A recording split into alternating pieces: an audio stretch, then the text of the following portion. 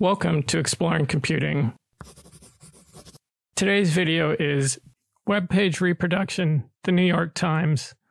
So in this video, we are going to reproduce the New York Times front page from scratch using grid-based layout. So one of our main purposes in this video is to show you that using grid-based layout, you can actually create some very complex websites without that much trouble. There are some nuances we're going to see in reproducing this web page, but for the most part, it's actually pretty straightforward.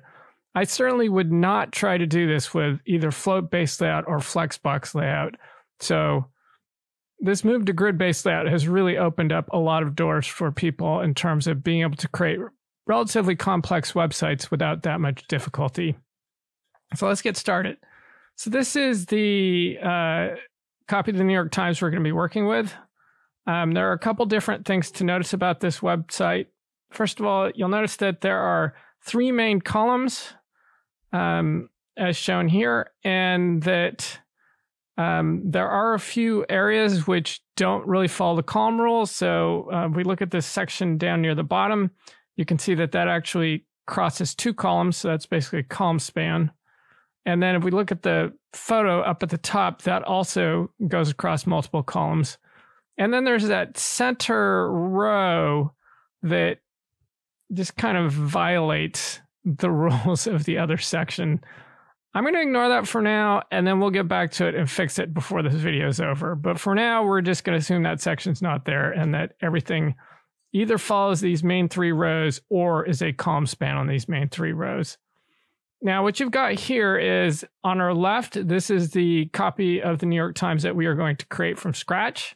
And on the right, this is a screenshot of the actual New York Times. So, it's pretty close. I am missing some things. I don't have the light gray comment saying how long ago a particular article was created or how many comments there were on there.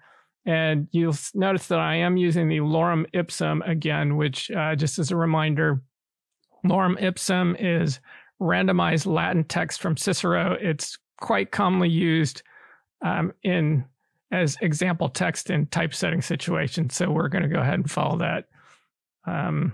Our lorem ipsum, I think, is a little bit more uplifting than the headlines from the days when I took this photograph and recreated this last year, and certainly more uplifting than what's going on right now. And then, of course, I'm replacing the photographs. I like my photographs better, too. All right. Let's start off by taking a quick look at the original HTML. So this is the HTML in the body. And you can see I've got a number of sections here. I've basically created a number of divs, and I'm going to label them A1 for the divs associated with the first row. So there's A1 and A2 for the first row. B1, B2, and B3 for the second row, and then C1 and C2 for the third row. But I do want to emphasize that because this is grid-based layout, I am not limited by the order in which these appear in the HTML. I put them in the HTML and given them labels which are appropriate for the layout we're planning to do. But in fact, we could rearrange these in any order we want with no problems. And this is one of the huge benefits of grid-based layout. If we were doing float-based layout or flexbox layout, we absolutely could not do this. So, lots of flexibility. And the other bit of flexibility, which we're not going to be talking about today, but definitely is very important, is that not only can we move these around anywhere on this current layout, but we can create an entirely different grid for different devices. So one grid for large desktop monitors, another grid for tablets, and then a third grid for cell phones. And I can move any of the elements to any of the locations on any of those grids. So big win for grid-based layout. Plus, as I mentioned earlier, it really is way easier. As I said, I would definitely not be trying to reproduce this page with float-based layout or flexbox layout. Okay, so for now, we're going to go ahead and put our grid in the body. We'll go back to on this decision a little bit later and talk about, alternatives. But for now, I'm just going to go ahead and put it in the body. I need to tell the web browser that the body of the web page is a grid and that there are three columns of 400 pixels, 360 pixels, and 240 pixels. And I basically I picked those by going into Photoshop and doing some measurements on the original New York Times, so we could get an accurate comparison to what they were using. As far as the rows go, you'll notice that there are these lines running between each of the sections. Now, there are a couple different ways to create these lines. One possibility is to put top borders on each of the elements, but that turns out to cause a bit of a problem. And so what I'm showing you on the inset here is what one of those lines would have looked like if I were using them on each of the elements. And if you look closely, you'll notice that there are breaks in that line. And so those breaks are coming from the margins, or alternatively, we haven't talked about this, but there's a particular way to create the equivalent of margins in grid-based layout called gaps.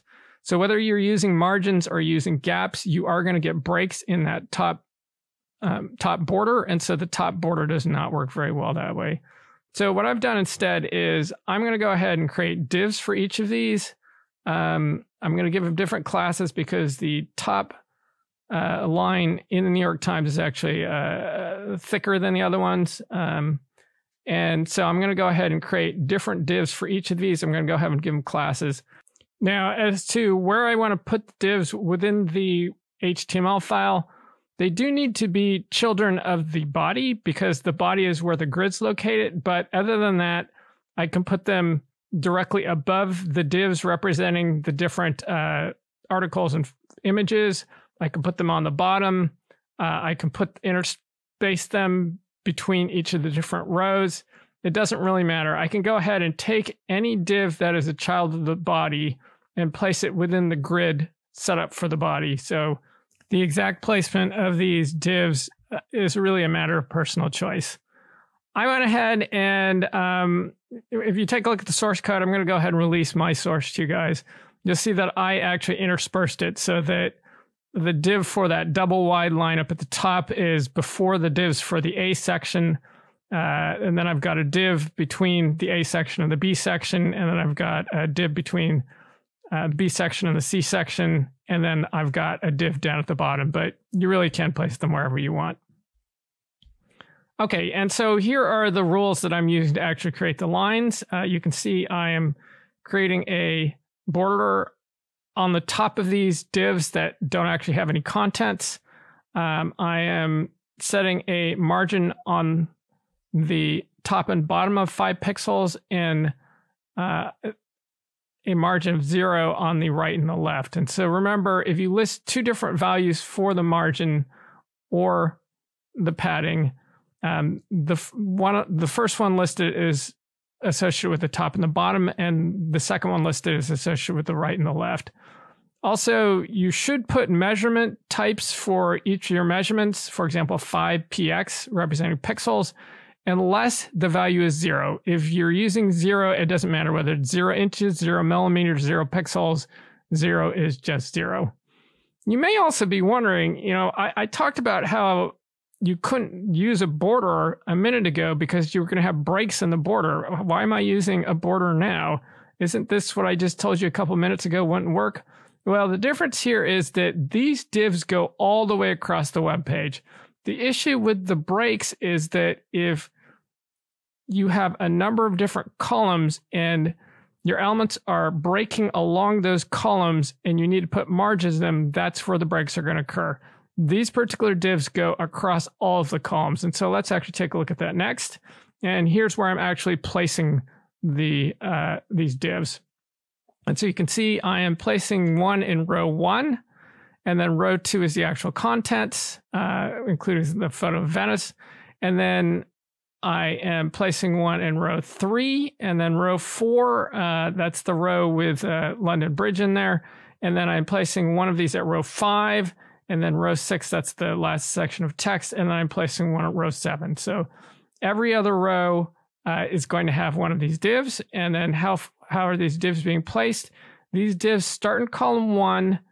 They go across columns 2 and 3. And then remember, the end row is actually beyond the end of where we actually want these to go. So there's a non-existent row 4, and that is the endpoint for these elements. And there again, I'm emphasizing that these run across elements 1, 2, and 3. And the problem if we had put the borders on the individual elements is there could have been a break between row 1 and row 2, or row 2 and row 3. And because these go across all those rows, I don't need to worry about those gaps appearing. Okay, as far as the rows go, I've set the columns at 400 pixels, 360 pixels, and 240 pixels. And as far as the rows go, I'm going to leave that at auto. So this means that the rows will increase or decrease in height depending upon the actual contents placed within the row. All right, so let's go ahead and place the items into the web page. This is pretty straightforward for the most part, but we will see there are a few issues that come up. Okay, so I'm going to go ahead and place my A1 section. That's the actual original lorem ipsum. That goes in the top left.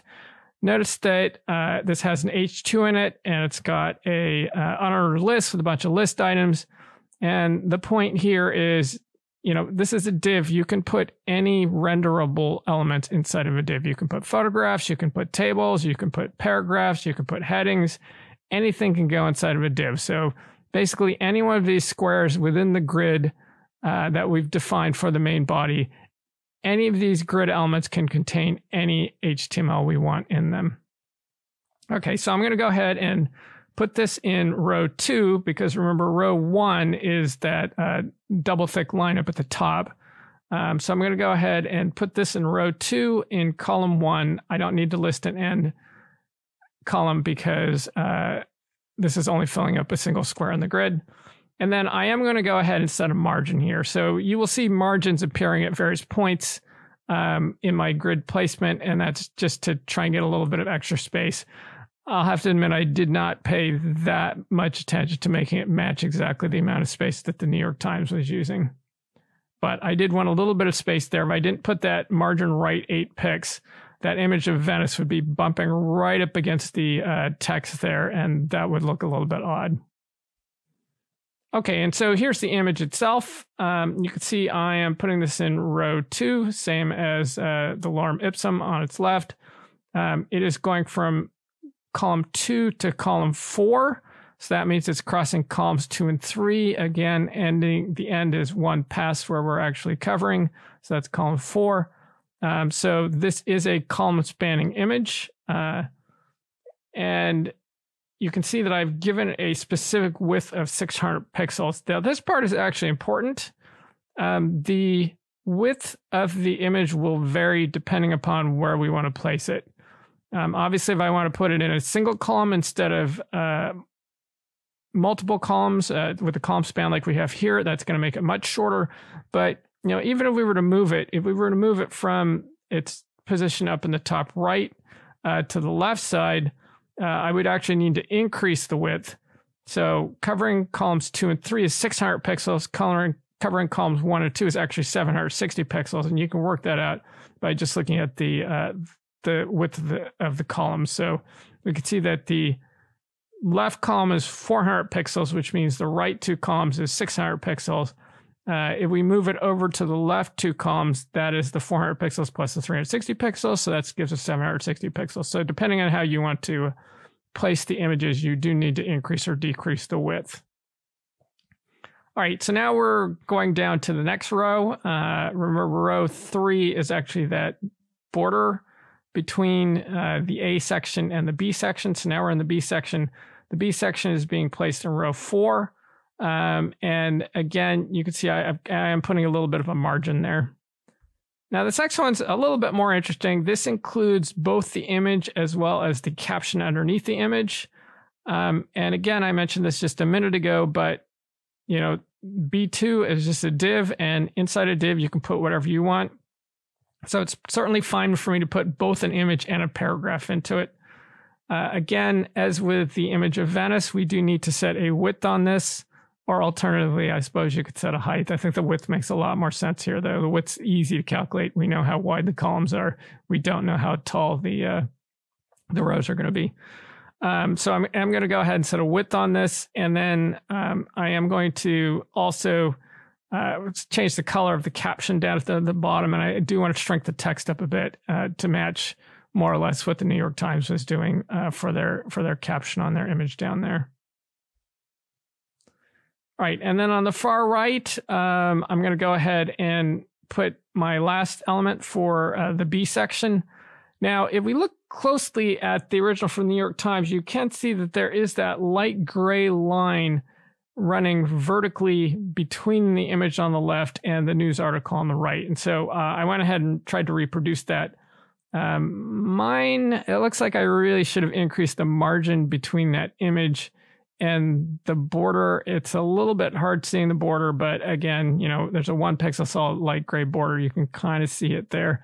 It's much more prominent on the New York Times, which means I messed up a little bit on my design there. But yeah, so go ahead and put a little bit of margin and padding, and then put the light gray border to reproduce what they're doing there. And then finally, I have the C section here. The C section is a little bit interesting because if you look at the original, you can see here Johnson & Johnson recalls, and if you look at the amount of space there between Johnson & Johnson and the text on the right side, that word recalls could totally fit in that space if they want it. Similarly, tainted probably could have fit between asbestos and the next column over. So they actually pushed that title, and they made it shorter than the actual amount of space on the column. And so that's what I've gone ahead and done here. I've set the width of this particular element to only 250 pixels. So the column takes up more space than the text here, and I'm forcing the text to have a bit shorter width to try and get it to match what was going on in the New York Times there. And then finally, the last element. And so the main thing that's interesting about this last element is it is doing a column span. So it starts in column 2, and then it crosses columns 2 and 3. And then so we list the end as one past the column 3. So I list the end as column 4. All right, so we've been looking at close-in screenshots of just the contents of the web page. Let's back out a minute here and take a look at what this looks like in a web browser. So based on what we've got right now, this image here on the left, this is what this web page looks like in a web browser. Now, probably what we want is more like what we have here on the right. This is the way the New York Times actually works. And so the difference here is with the image on the left, you can see that when the web browser window gets wider, my web page sits stuck to the top left-hand corner of the web page, and I can increase the width of the window, and I'm going to get wider and wider right margins, but the left margin is still fixed at 0. And so on the right side, we can see that the web page stays in the middle of the browser window, and as we increase the width of the browser window, space will increase on both the left and the right side. And so we've seen this effect before. And as you'll recall, the way to fix this is to put the entire contents of the web page into a div. And I've been giving that div the ID main. And so here you can see I've gone ahead, and everything that previously was in the body is now inside of this div with ID equals main. Now, as for how I actually worked out the margins, I will have to admit it probably a little overkill in terms of going all in on the grid-based layout. I laid it out with a grid.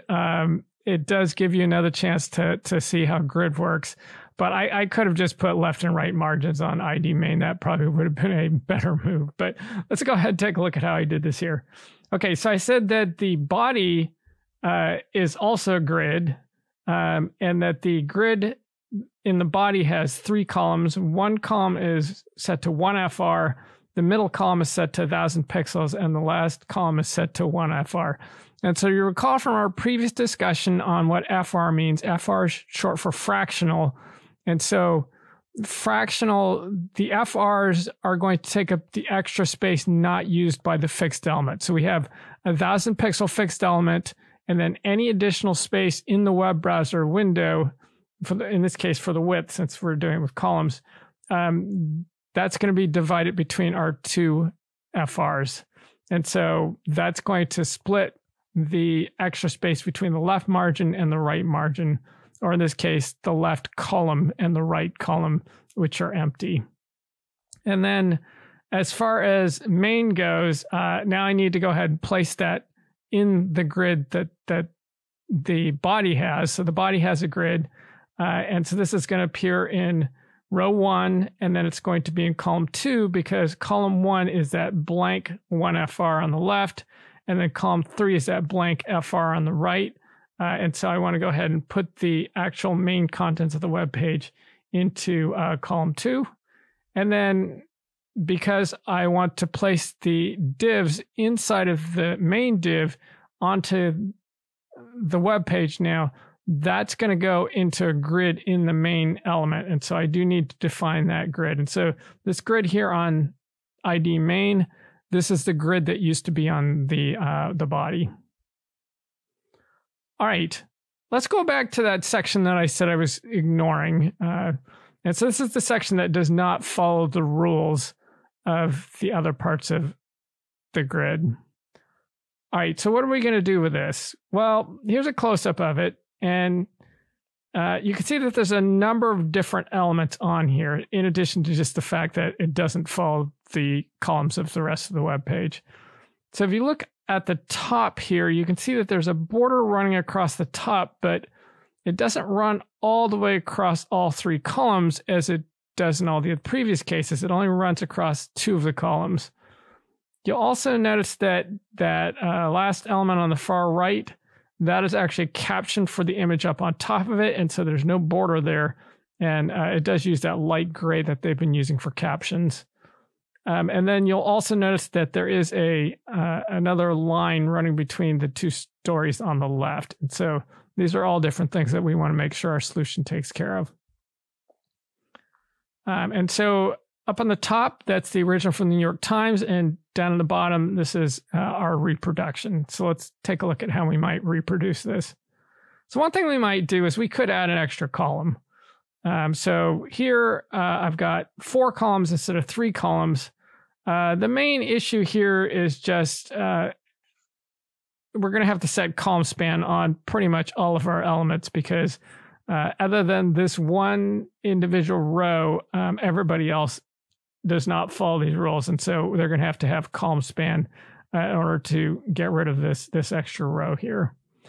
On the other hand, if we are going to use this particular set of divisions in other locations on our web page, this is probably the right way to go. So, you know, if mostly we're using the original 3 columns, but there's a couple of places where we have this alternative use of columns and it shows up again and again in different locations on our web page, then sure, go ahead and add in that 4th column and then, you know, use a column span for all the elements that previously would have just taken up column 2. Those elements are now going to cross columns 2 and 3. And so, you know, it's definitely doable. The alternative approach, and this is the one I actually used, was I'm going to go ahead and have a single element span both the original 2 columns, and then it's going to have its own internal structure. And so that's the way I chose to do it. So let's go ahead and take a look at the source here.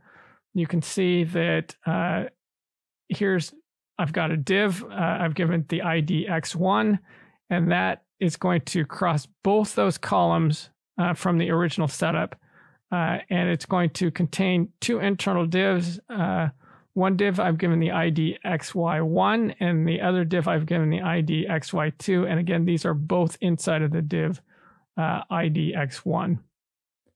And then I've also got ID x2, and that's the caption on the far right. Notice that that is not inside of the div x1. It is separate from it, and it's not part of that other structure. Okay, so let's go ahead and place the x1 structure. Here it is right here. Key things to notice here. Again, this contains xy1 and xy2, which are the 2 stories inside of it. Notice that this does cross 2 columns. So starts in, well, this is obviously row 3. Starts in column 1, goes across column 2, ends in column 3. It's got its own border. Remember, we have that border that goes across just these two columns, but does not go across the third column. So I went ahead and put a border on this. And I put in a top margin and a little bit of padding there. And then finally, because this element has its own internal items and has its own internal structure, I need to go ahead and define it. And in this case, since we're all about grid, I went ahead and defined a grid inside here. There's obviously other ways to do this. And in fact, this would be a reasonable place to use your Flexbox. Okay, so I went ahead and defined a grid inside of this element, and I said that there's two columns, 460 pixels and 300 pixels, and I'm going to set the row size to auto. And then I just need to go ahead and place those individual elements. So the one on the left, that's XY1, go ahead and place that, row 1, column 1, and then XY2, row 1, column 2. And then the main thing I've added here is I do have that little light gray border going between these two elements. Again, I was not paying as close attention to the New York Times as I should have. I think I need to have a little bit more padding there. Does not look quite like the original, but you can tell, same basic idea. It'd be pretty easy to do a fix on this. And then finally, X2. This is not inside of that div, so this is part of the original structure. And so, this is a child of the main div, and it is using the original grid placement that we're using for all the other elements on the web page. I did use the class caption. We used this previously for the caption below the London Bridge image, and we're getting that kind of light gray look that the New York Times is using for that. All right, so here's the original New York Times on the right. And then on the left, we've got the reproduction of the New York Times. And hopefully you'll agree with me that this is, it does not exactly match. Could have done a little bit better job on some of those margins, particularly for those gray vertical bars as opposed to the horizontal bars. But I mean, basically it's the same idea, and you could easily go in and tweak it if you wanted to. So, I think using this grid-based layout makes it pretty easy to do some pretty complex stuff. And hopefully, watching this video, it has been fairly long, but hopefully all of it has been pretty understandable. And you can say, hey, using what I've learned in this class, I do see how I can recreate a complex web page like the New York Times here. Now, I actually have another one of these. I have a reproduction of the Washington Post, but having recorded this whole New York Times section and thinking about you guys listening to this relatively long reproduction of the New York Times, I think we should save that for another day. So we will take a look at reproducing a section of the Washington Post. I think there's some other interesting lessons on that recreation, but this will be it for the recreations for today. I'll talk to you soon.